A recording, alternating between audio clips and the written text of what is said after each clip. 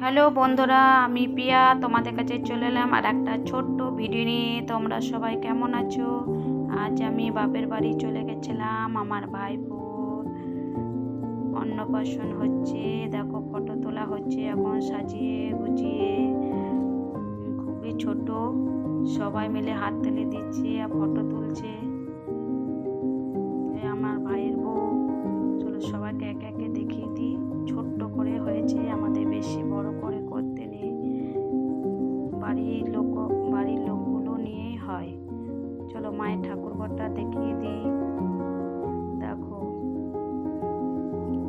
আমাদের গোপালকে।